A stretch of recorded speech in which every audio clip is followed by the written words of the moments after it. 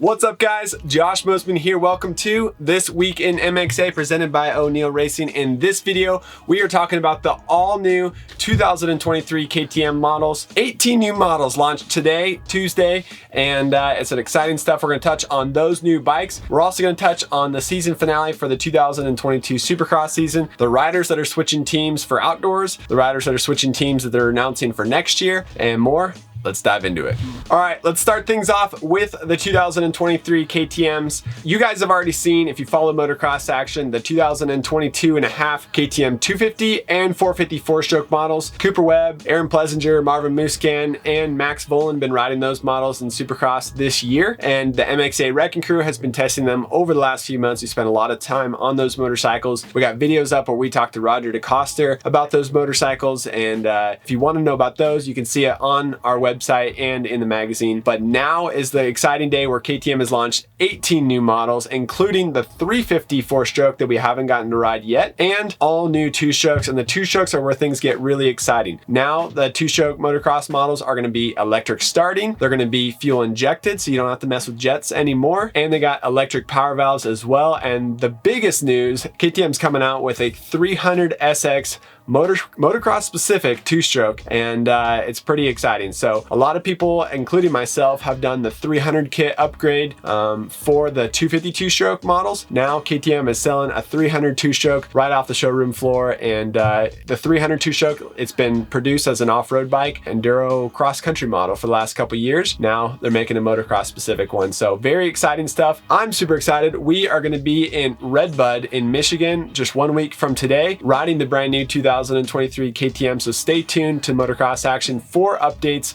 and for videos on the new bikes and our first impressions from riding them at a beautiful track like Redbud. I wonder if we're going to be able to hit the Larocco's Leap. I've hit it at the National a few different times, and it'd be fun to try to hit it again. But new 2023 KTMs, like I mentioned, the two-strokes are really where all the focus is now that the 250 and 450 factory editions have been out. We've talked a lot about the new frame, talked a lot about the new shock, talked a lot about the quick shift. We've talked a lot about all the updates, the engine updates, 250 and 450, but the 350 four-stroke and the two-strokes are really going to be where the focus is on now over these next month and a half, as we're producing content on these new motorcycles and pumping out videos for our YouTube channel. So very exciting stuff. Diving in a little deeper on the two-strokes and talking about the electric starting and fuel injection. This isn't a brand new concept for KTM two-strokes. However, this is the first time it is brought into the motocross specific two-strokes, and before it was on the off-road models, and it was TPI, transfer port injection. That's where you would pour regular pump gas into your fuel tank, and then you'd have a separate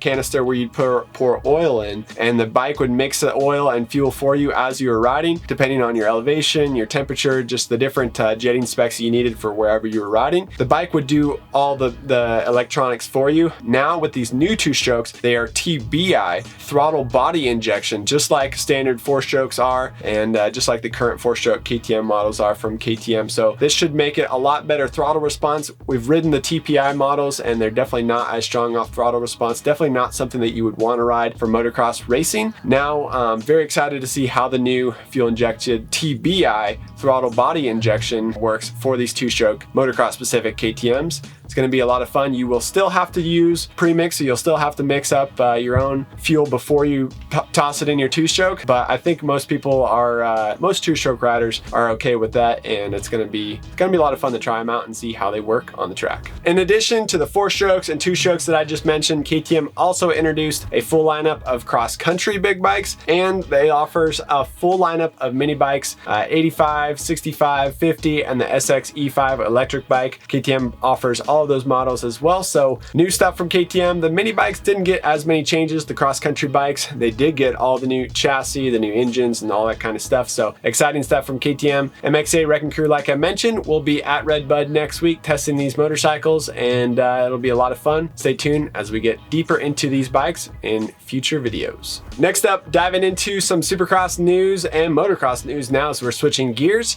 Joey Savatgy is back with Kawasaki for the Pro Motocross Series. He is taking over, filling in for Adam Cianciarulo as Adam is recovering from injury and will miss the rest of the 2022 season. Joey Savatgy Savatgy is hopping back on the Kawasaki after being with JGR Suzuki in 2020 and with the Rocky Mountain KTM team in 2021 and 2022 until the team kind of fell apart a couple months ago.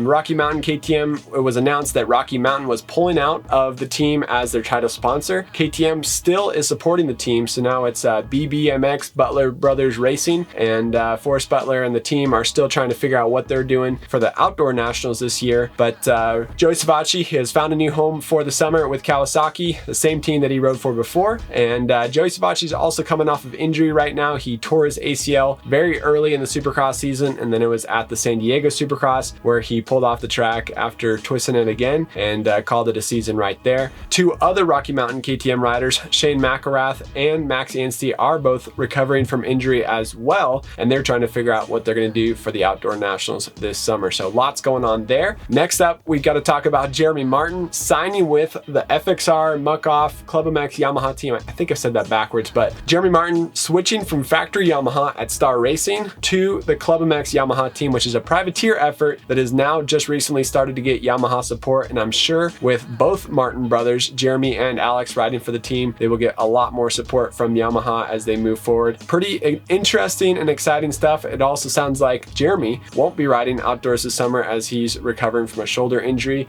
So bummer news that Jeremy won't be at the outdoors this summer, but wild news that we're already getting him signed up for 2023 and giving us his plans for what's next. Next up, we'll touch briefly on the 2023 Supercross finale at the Salt Lake City Supercross. Christian Craig, congratulations to him and the Star Racing Yamaha 250 team for snagging the 250 West Coast Championship. Also congrats to Nate Thrasher for grabbing the win in the main event. That was a great way to finish off the season for him. But all eyes were on the 450 main event as it was very exciting to watch, and I watched it at home on TV, and man, I haven't been that excited for a 450 main in a while.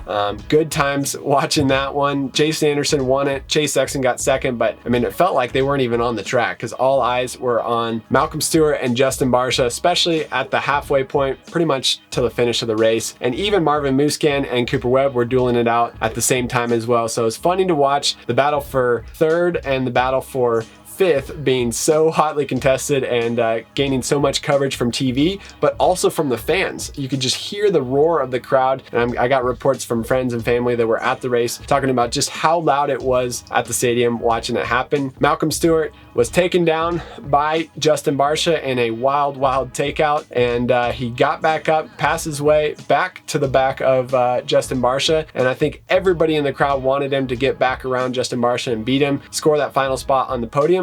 But Malcolm Stewart just needed to finish one position behind Barcia to claim third place in the 450 championship point standings, and earning third place in a championship, that will get a bonus from Supercross, but more importantly, that'll get a bonus from his team, and it can sometimes help earn him a spot on the team for following seasons, or even earn him a pay raise following seasons as well. So congratulations to Malcolm Stewart on getting that third place in the championship and making it very exciting for us to watch at home and in the stands. What a crazy stadium. How exciting it was to hear the fans chasing those guys around the track. Finally, Cooper Webb, he did not want to go out without a fight. He won't be racing outdoors this summer as he goes to fix his back and try to heal from injuries that he's kind of acquired this year and even last year. And Cooper Webb, so he's not going to be racing the Nationals. Ryan Dungey and Antonio Caroli will be racing the Nationals along with Aaron Plessinger under the Red Bull KTM 450 tent. Marvin Musquin, as of today, I haven't heard any updates, and it sounds like he won't be racing the Nationals either. So it was fun to watch Musquin push Webb off the track, and then Webb fight as hard as he could to get him back. But in the end, Musquin got the position, and Webb had to settle for 6, I believe it was. So good times out there. Fun times watching Supercross this season, and it's going to be exciting as we head to the Nationals up next. I'm going to be racing the first 2 rounds, so instead of standing on the sidelines with the camera, I'm going to be dicing it up with the guys, sweating and being extremely exhausted after 2 30-minute motos, but looking forward to it. We're going to make the most of it.